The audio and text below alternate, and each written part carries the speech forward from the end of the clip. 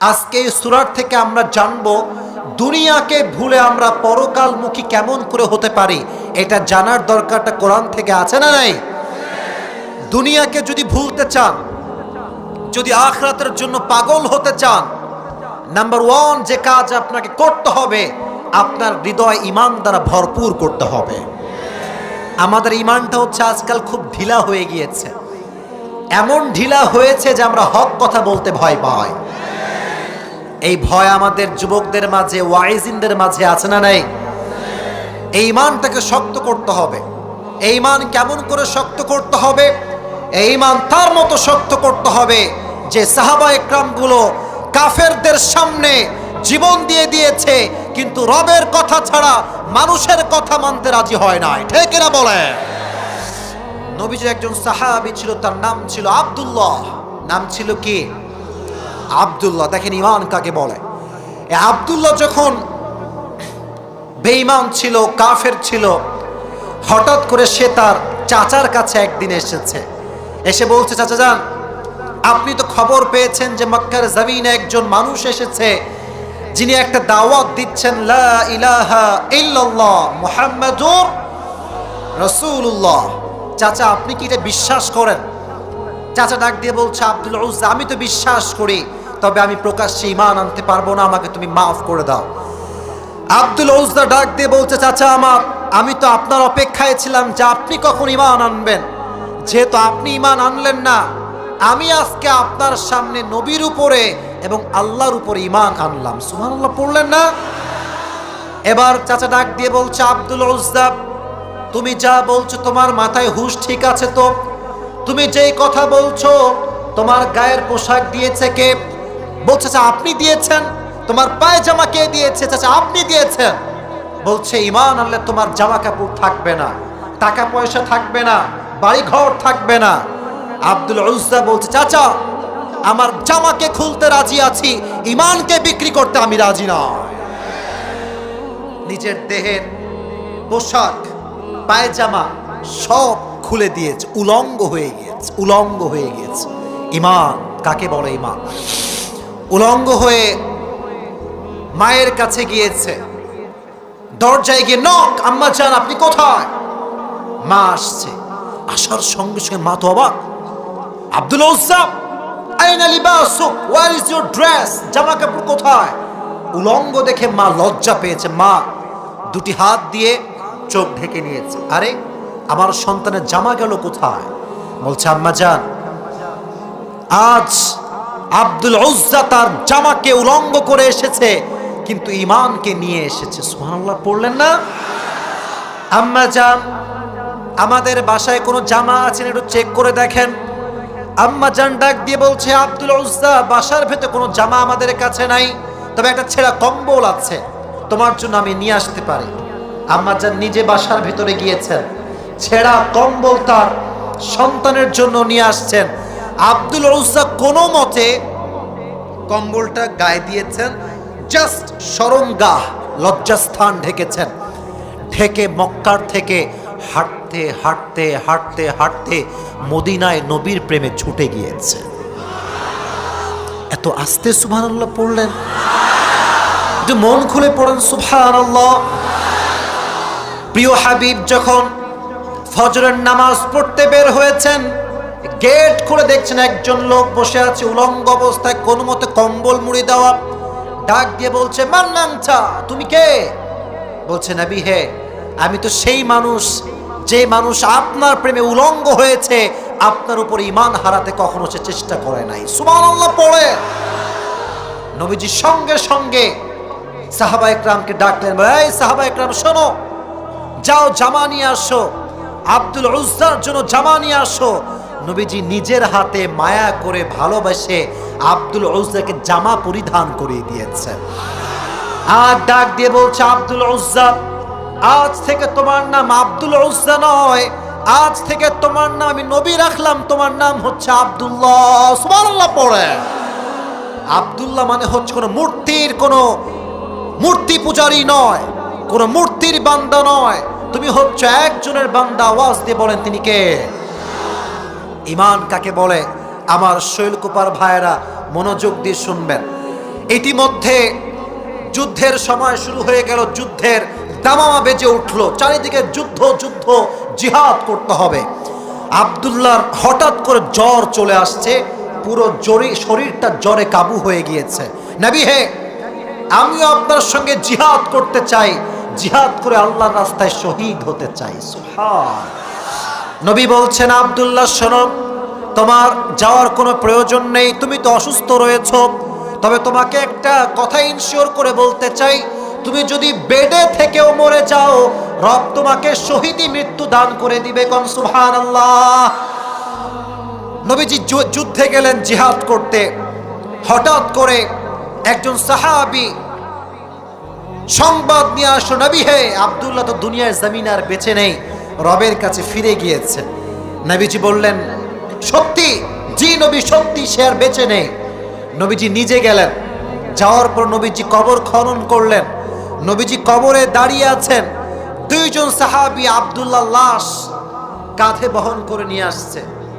আর কবর থেকে একজন মানুষ বলছে, খবরদার, আব্দুল্লাহর গায়ে যেন কোনো আঁচ না লাগে, কোনো কষ্ট না পায়, সুন্দর করে নিয়ে আসো। যে দুইজন সাহাবী লাশ বহন করে নিয়ে আসছে, তারা কারা? এক হচ্ছে ওমর রাদিয়াল্লাহু তাআলা আনহু, আর এক হচ্ছে আবু বকর রাদিয়াল্লাহু তাআলা আনহু। আর এই কবরের পাশে একজন মানুষ দাঁড়িয়ে, এখন তো ভাই টর্চ লাইট আছে না নাই? এই দেখেন এলডি, এগুলো কি এলডি না, কি বলে এলডি, এখানে বাল্ব, লাইটের কোনো অভাব নাই। তখন কিন্তু লাইট ছিল না, তখন ছিল মশাল আর হারিকেন। একজন সাহাবী কবরের পাশে হারিকেন নিয়ে দাঁড়িয়ে আছে, তার নাম হচ্ছে বেলাল রাদিয়াল্লাহু তাআলা আনহু। সুবহানাল্লাহ পড়ে। আর যিনি কবরে দাঁড়িয়ে আছেন আর কেউ নন, তিনি হচ্ছেন জনাবে মুহাম্মাদুর রাসূলুল্লাহ সাল্লাল্লাহু আলাইহি ওয়াসাল্লাম। নবীজি নিজে দাফন করলেন। আর দাফন করার পরে রবের কাছে দোয়া করে, আমার রব, আমি আব্দুল্লাহর উপরে খুশি ছিলাম সন্ধ্যা পর্যন্ত, তুমি আল্লাহ আব্দুল্লাহর উপরে সন্তুষ্ট হয়ে যাও। এই কাণ্ড দেখে একজন সাহাবী, তার নাম হচ্ছে আব্দুল্লাহ ইবনে আব্বাস, সে বলছে, আজকে যদি আমি আব্দুল্লাহর জায়গায় থাকতাম, আজকে আমি আব্দুল্লাহ ইবনে আব্বাসের কপালের চাকাটাই ঘুরে যেত। সুবহানাল্লাহ। অতএব যুবক ভাইয়েরা, ইমান যদি আনতে হয়, নরমাল ইমান দিয়ে কাজ হবে না, আব্দুল্লাহর মতো ইমান আনতে হবে।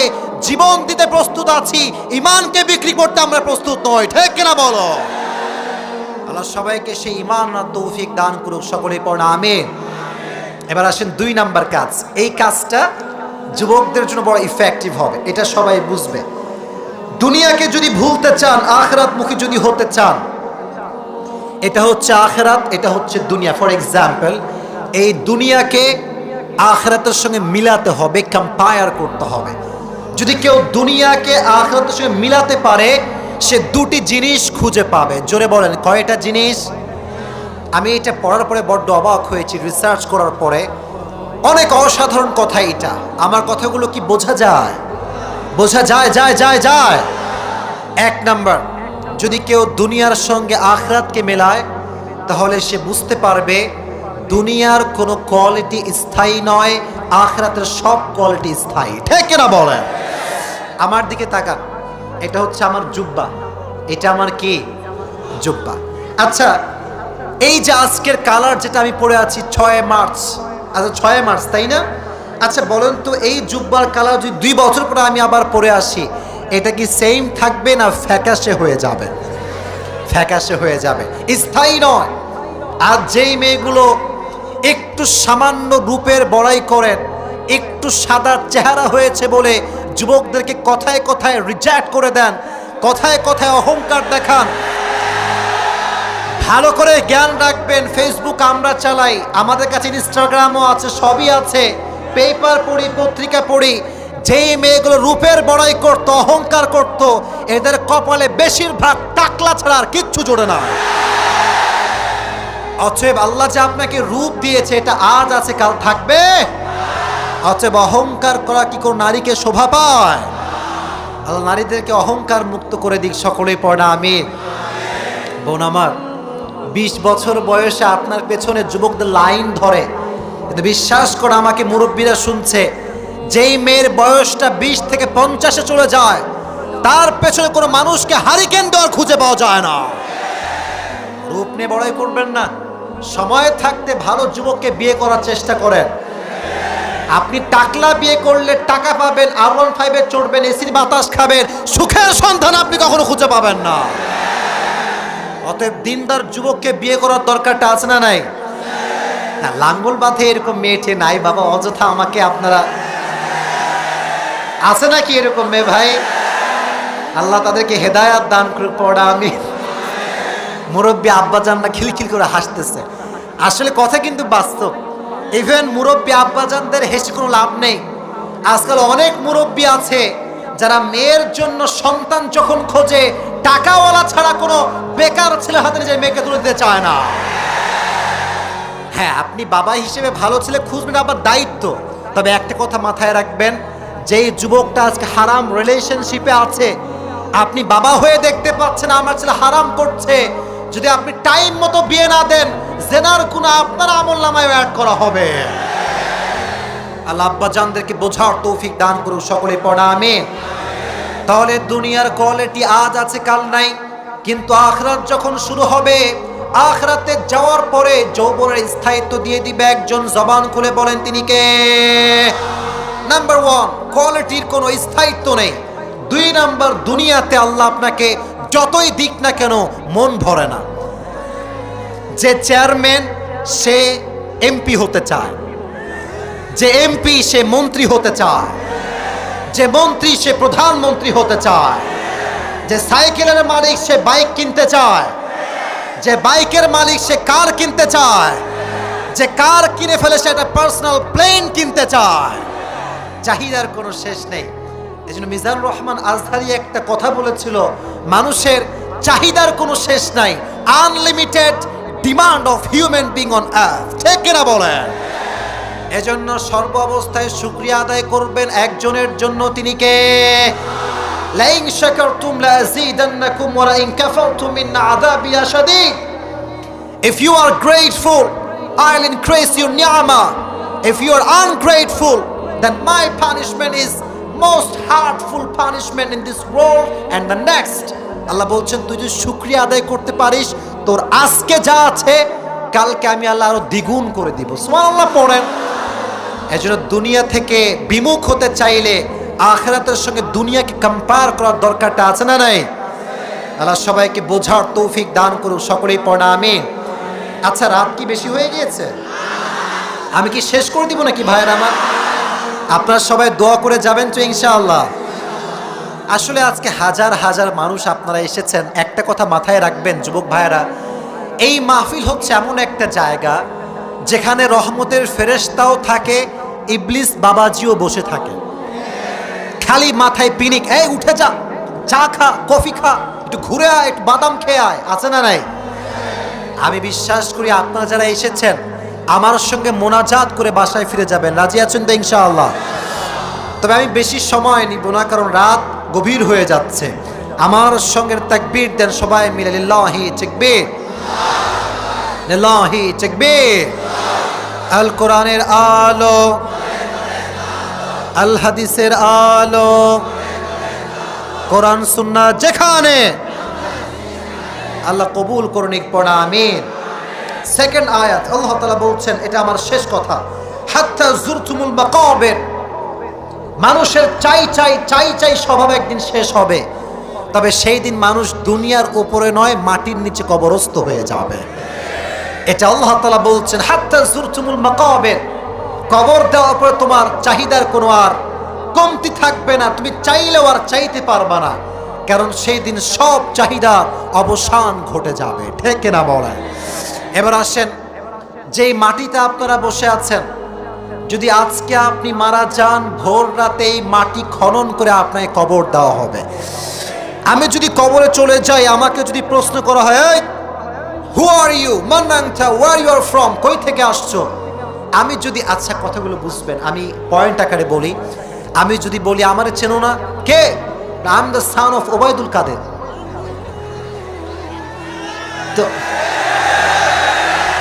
তো ফেরেশতা বলবে কনফার্ম জান্নাতি, বলবে আমার উদ্দেশ্য কাউকে ছোট করা নয়, আমার উদ্দেশ্য একটা, কবরে কোনো নেতার পরিচয় দিয়ে ছাড় পাওয়া যাবে না। কবরে নেতার পরিচয় চলে না। আল্লাযী খালাকাল মাউতা ওয়াল হায়াতা লিয়াবলুয়াকুম আইয়ুকুম আহসানু আমালা। 29 পারার 1 নাম্বার পৃষ্ঠা, সূরা মুলকের 2nd নাম্বার আয়া। Allah said in this ayah, I have created the life and the death. After the death I will check, do you have the good deeds or not? আল্লাহ বলছেন জীবন আমি দিয়েছি, মরণ আমি আল্লাহ তাআলা দিব, তবে একটা জিনিস চেক করতে চাই, যার কাছে যত ভালো আমল আছে তার জন্য জান্নাতের বাগানটা আমি আল্লাহ তাআলা ততটাই প্রশস্ত করে দিব। কোন সুবহানাল্লাহ। ঝিনাইদহের শৈলকুপের ভাইরা, কবরে যদি বাপের পরিচয় দিয়ে ছাড় পাওয়া যেত, নবীর কলিজার টুকরা মেয়ে ফাতেমা সবার আগে ছাড় পেয়ে যেত। একজন মেয়ের জন্য বাবা মুহাম্মদুর রাসূলুল্লাহ সাল্লাল্লাহু আলাইহি ওয়াসাল্লাম, এর চাইতে বড় পরিচয় কি আর হতে পারে? হাদিস শুনেন, এবার হাদিস শুনে আমার চোখে চোখ রাখেন। যেই দিন ফাতেমা রাদিয়াল্লাহু তাআলা আনহার ইন্তেকালের সময় হয়ে গেল, ঠিক ইন্তেকালের দিনে ফাতেমা রাদিয়াল্লাহু তাআলা আনহা তার ঘরে বসে আছেন। এই দুটি হাত, হাদিসে এসেছে দুটি হাত ফাতেমা এভাবে দিয়ে বসে আছেন, মন খারাপ, দুটি হাত দিয়ে বসে আছে।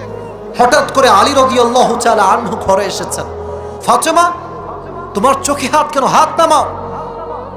যখন তিনি হাত নামিয়েছেন, দেখতে পাচ্ছেন ফাতেমার দুটি চোখ বেয়ে বেয়ে অশ্রু ঝরছে। ফাতেমা, তুমি কাঁদছো কেন? ফজরের নামাজের পর তোমার চোখের কোঠায় পানি কেন? ফাতেমা রাদিয়াল্লাহু তাআলা আনহা চোখের পানি মুছতেছেন আর বলছেন, হে আলী, আজ আমি ভোর রাত্রে আমার কলিজার টুকরা প্রিয় নবীকে স্বপ্নে সাক্ষাৎ করেছি। কোন সুবহানাল্লাহ। এবার আলী রাদিয়াল্লাহু তাআলা আনহু বলছেন, ফাতেমা, এটা তো সুসংবাদের বিষয়, গৌরবের বিষয়। তোমাকে তোমার বাবার সঙ্গে সাক্ষাৎ করিয়েছে একজন, জবান খুলে বলেন তিনি কে? তবে তোমার চোখের কোঠায় কেন পানি? ফাতেমা ডাক দিয়ে বলছে, আমি যখন ঘুমাচ্ছিলাম ভোর রাতে আমি স্বপ্নে দেখলাম বিশাল বড় অন্ধকার রাত, বিশাল বড় মাঠ। আব্বাজান মাঠে ঠিক মাছ বরাবর দাঁড়িয়ে আছে। আব্বাজান, আপনি অন্ধকার রাতে এখানে কি করছেন? আপনি কি খুঁজতেছেন? নবীজি আমার দিকে তাকিয়ে একটা মুচকি হাসি দিলেন আর বললেন, ফাতেমা, আমি কাউকে খুঁজছি না, আমি তো আমার কলিজার টুকরা মেয়ে ফাতেমাকে খোঁজার চেষ্টা করছিলাম। সুবহানাল্লাহ বলেন। আব্বাজান আমি এসে গিয়েছি, বলেন কি বলবেন? নবীজি বলছেন, ফাতেমা, দুনিয়াতে অনেক থাকলা, আর কত, চলে আসো আমার কাছে, চলে আসো। দুনিয়ায় কোনো শান্তি নাই, এখানে আসলে তোমার পুরো জীবনটা শান্তি দ্বারা ভরপুর হয়ে যাবে। সুবহানাল্লাহ বললেন না? লাঙ্গলবাদের ভাইয়েরা, মাঝে মাঝে দেখবেন আমরা রাতে যখন ঘুমাই, যাদের আব্বা মারা গিয়েছে, মা মারা গিয়েছে, স্বপ্নে মাঝে মাঝে সাক্ষাৎ হয় না? বলেন না কেন হয় না? হয় না? হয় না? হয়।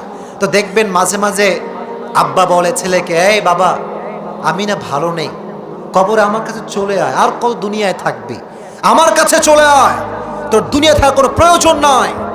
যদি এই স্বপ্ন কেউ দেখে, ব্যাখ্যা কি জানার দরকারটা আছে না নাই? যদি কেউ তার স্বপ্নে দেখে তার আব্বা ডাকছে, মা ডাকছে, ভাই ডাকছে কবর থেকে, কই থেকে? কবর থেকে, এর ব্যাখ্যা হচ্ছে তার হায়াতের সময়সীমা বাকি আর। তবে it's not 100% confirm, it could be happen আর it could be not happen, হতেও পারে নাও হতে পারে, সব ইচ্ছা একজনের হাতে। তিনি কে? ফাতেমা রাদিয়াল্লাহু তাআলা আনহা বলছেন, হে আলী, আমাকে কিন্তু সাধারণ কেউ ডাকে নাই, আমাকে যিনি ডেকেছেন তার ডাকে কোনো সন্দেহ থাকতে পারে না, ঠিক না বলেন? আলী বুঝে গিয়েছে যে ফাতেমার সময় শেষ, ফাতেমাকে হাত্তা যুরতুমুল মাকাবির, কবরে যাওয়া লাগবে। তো অবাক করা বিষয় কি জানেন? যারা বিবাহিত এসেছেন তারা এই কথাটা ভালো করে বুঝবেন। বাংলাদেশে আসলে নারী নির্যাতন কেস আছে, পুরুষ নির্যাতন কেস বাংলাদেশে আছে। আছে কথা বলেন ঠিক কিনা প্রিয় ভাইয়েরা?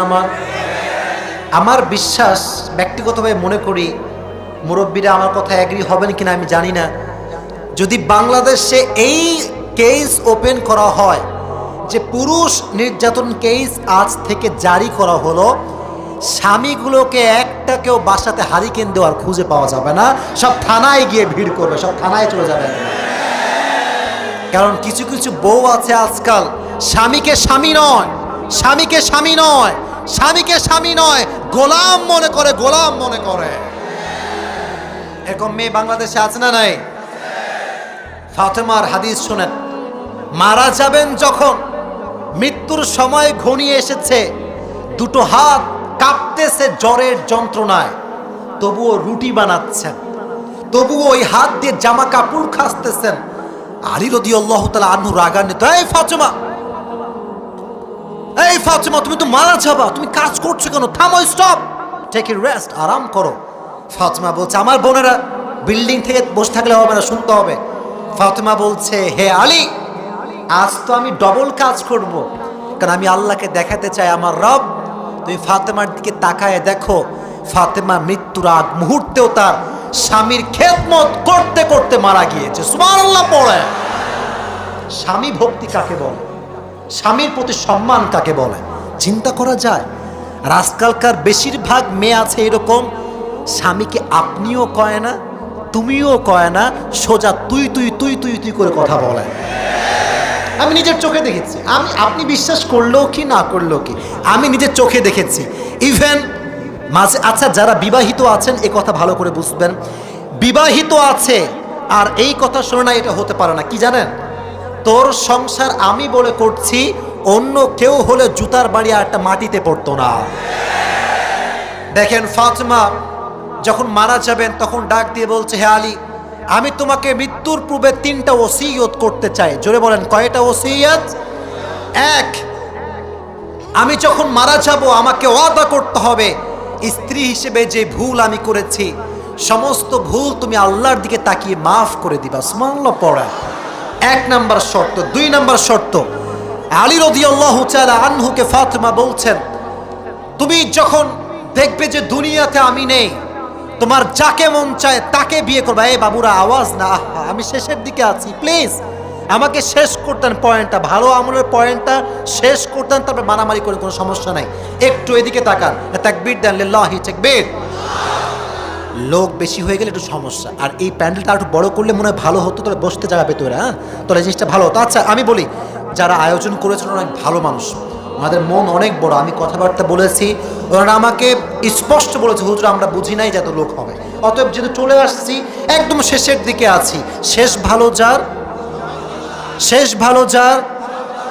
কাউকে ব্লেম দিবেন না, যাওয়ার সময় বলবেন না এই মাহফিল কমিটি ভালো না, এইটা ভালো না, ওইটা ভালো না। না, আজকে যে লাঙ্গলবাদের যুবক ভাইয়েরা, ব্যবসায়ী ভাইয়েরা আমাকে নিয়ে এসেছে, যদি আপনারা সাহায্য করেন, সহযোগিতা করেন, আগামী বছর আজহারি বাংলাদেশে আসলে এই শৈল কুমার মাঝে আজহারিও আসবে ইনশাআল্লাহ।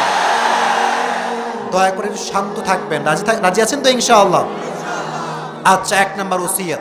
2 নাম্বার ওসিয়ত, ফাতেমা বলছে, হে আলী, আমি যখন মারা যাব তোমার যাকে মন চায় তাকে বিয়ে করা, বাট আমি ফাতেমাকে আল্লাহ তাআলা 2টি সন্তান দিয়েছে। কয়টা সন্তান? 1 হাসান আর 1, সবাই জানেন, বলেন না, 1 হাসান আর 1। তবে হ্যাঁ, যাকেই বিয়ে করো শর্ত একটা, শর্ত একটা, কোন সৎ মা যেন আমার কলিজার টুকরা হাসান এবং হোসাইনকে 1 মুহূর্তের জন্য কষ্ট দিতে না পারে। মায়ের ভালোবাসা কি জিনিস, হ্যাঁ? আজকালকার যুবকেরা বোঝে না, বোঝে না।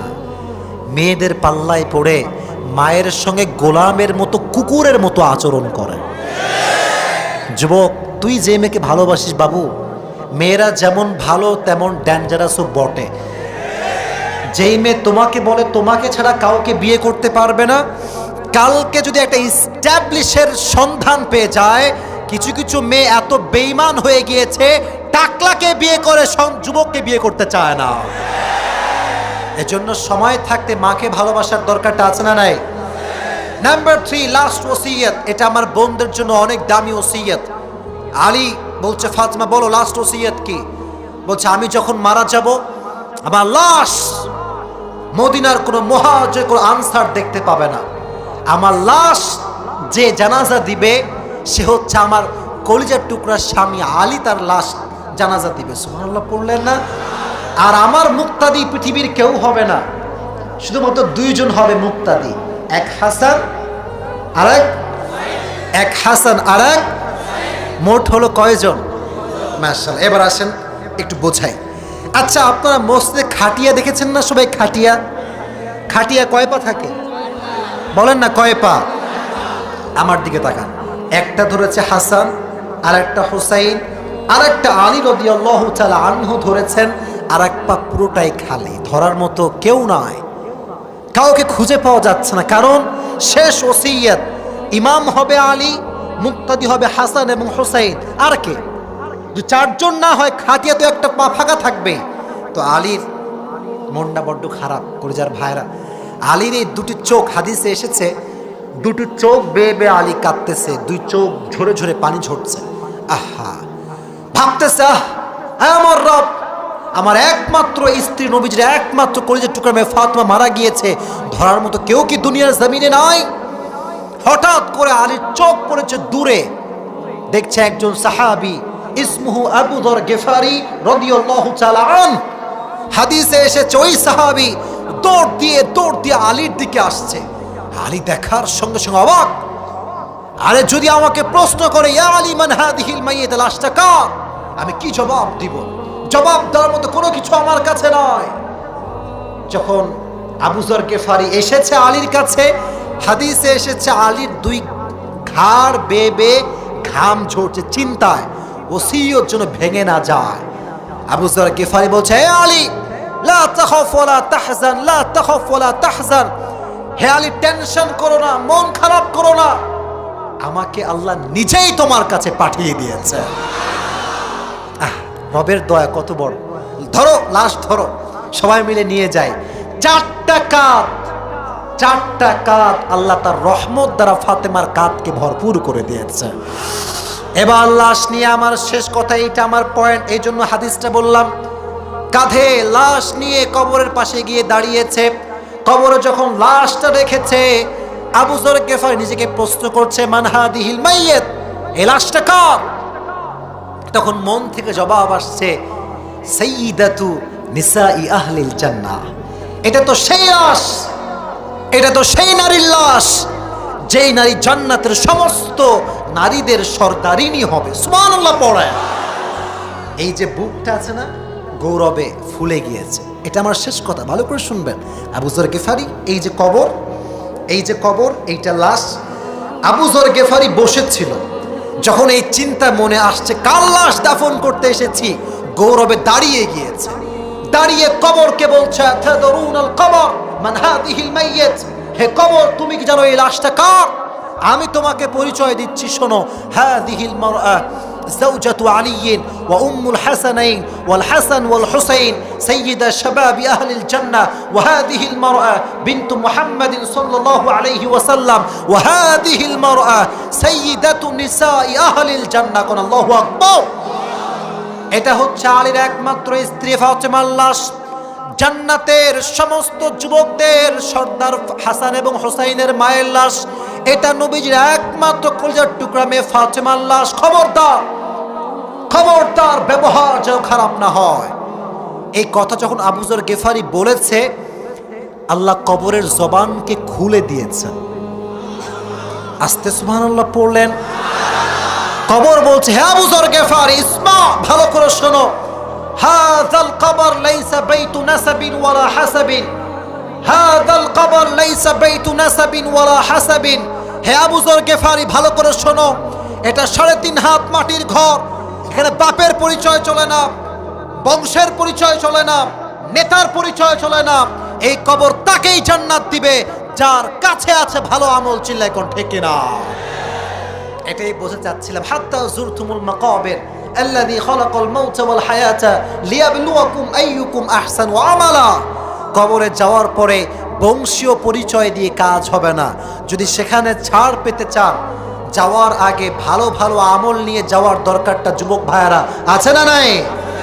আল্লাহ প্রত্যেকটা যুবককে, প্রত্যেকটা মুরব্বীকে যতটুকু বলেছি, যা বলেছি, সেই অনুযায়ী আমল করার তৌফিক দান করে। প্রণামে ওই দুজন কই যায়, এই বসেন, খবরদার, শেষ ভালো যার, সব ভালো। এতক্ষণ এত সুন্দর বসে আছেন, 12টা বাজতে গেল। আমরা তো সবাই ভালোবাসা নিয়ে এসেছি, আর ভালোবাসার মানুষ কখনো গাদ্দারি করতে পারে না, ঠিক না বলে? দোয়া করে যাবেন। আর হ্যাঁ, ব্যবসায়ী ভাইয়ের আয়োজন করেছে, আপনারা একটা কাজ করবেন, এই মাহফিলটা হয়ে যাওয়ার পরে একটা ওয়াদা করবেন, আগামী বছর এই মাহফিলটা হবে আরো বিশাল বড় আকারে হবে। রাজি আছেন তো ইনশাআল্লাহ? আমি অধম অযোগ্য, আমার তো কোনো যোগ্যতাই নেই।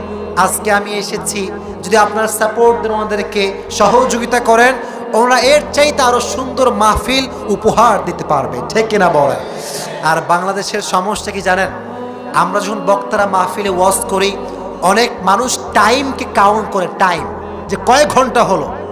মানুষ কি ওয়াজ শুনলো ডাজন্ট ম্যাটার, কয়েক ঘন্টা হলো এটা নিয়ে মানুষ হিসাব করে। এরকম লোক আছে না নাই? শোনেন, আমার নিয়ত আছে, যদি আল্লাহ আমাকে আরো বড় বানায়, একটা সময় এরকম আমি করব, 10টার পরে কোনো মাহফিল হবে না বাংলাদেশে। এটা আমার ব্যক্তিগত অভিমত, এর কারণ আছে, আমি বলি, আমার উপর রাগ করবেন না। আমি ব্যক্তিগতভাবে নিজে প্রমাণিত বলছি, যে মানুষগুলো রাত পর্যন্ত ওয়াজ শুনে 1টা 2টা পর্যন্ত, বিশ্বাস করুন আমার কথা, সোনার কলমে লিখে নিয়ে যান, এই মানুষগুলোকে ফজর নামাজে হারি কিন্তু খুঁজে পাওয়া যায় না। এই মাহফিলের কি দাম আছে বলেন? আপনি বলেন আমাকে, আপনি বোঝান যে কি দাম আছে। আপনাদের কথা বাদ দিলাম, আমরা বক্তারা এই যে চাপ নিয়ে কথা বলি, মাঝে মাঝে আমার অবস্থা শুনে মাঝে মাঝে এতটা ক্লান্ত হয়ে যায়, আজান হয়ে যায়, আমি জাগ্রত হতে পারি না, ঘুমই ভাঙে না আমার। কি লাভ এই মাহফিল দিয়ে? আমি আপনাদের কথা বলছি না, আমি বলতে চাচ্ছি যে এই যে ট্রেন্ড 2টা পর্যন্ত ওয়াজ করতে হবে, 12টা পর্যন্ত ওয়াজ করলে ওয়াজ সফল না। ওয়াজ সফল হবে তখন যখন এই ওয়াজ শুনে একজন মানুষ 5 ওয়াক্ত নামাজি হয়ে যাবে, ঠিক না বলে? এই ওয়াজের দাম আছে।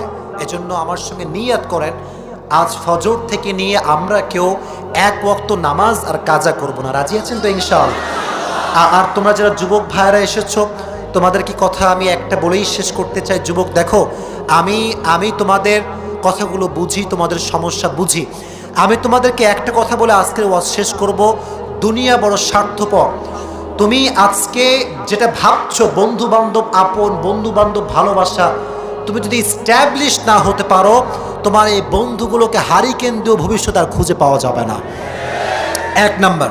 2 নাম্বার কথা, যে যুবকদের কোনো পছন্দ আছে, মানে কাউকে তুমি পছন্দ করো, somebody you want to marry her, যদি এরকম কেউ থাকে, দয়া করে মেহেরবানি করে আজ এখান থেকে উঠে গিয়ে তোমার যে আছে তাকে একটা রিপ্লাই করবা, একটা টেক্সট করবা। টেক্সটটা হচ্ছে will you marry me or not. যদি বিয়ে করো আমি তোমার সঙ্গে আছি, হারাম রিলেশন আমার দ্বারা কখনো সম্ভব হবে না, ঠিক না বলো? এটার দ্বারা 2টা উপকার হবে। যদি তোমাকে অ্যাকসেপ্ট করে তুমি হালালে চলে গেলে, আর যদি রিজেক্ট করে দেয়, তুমি বুঝবা যে তোমাকে আই লাভ ইউ বলে সে আসলে আই লাভ ইউর মানুষ নয়, সে একজন প্রতারক, সে একজন গাদ্দার। আল্লাহ যুবকদেরকে হালাল জীবন চালাবার তৌফিক দান করুন, সকলে পড়া আমিন। আমি যে কথাগুলো বলেছি সূরাতুত তাকাসুর থেকে আল্লাহ তাআলা যে মেসেজগুলো দিয়েছেন, আমি জাস্ট ড্রপ করা ট্রাই করেছি। আর হ্যাঁ, কিছু প্রশ্ন আসছে, মেবি আমি সময় নিচ্ছি না আপনাদের কাছে। যুবক ভাইয়েরা, সময় তো অলরেডি শেষ। আপনারা কি রাগটাগ করছেন নাকি প্রিয়?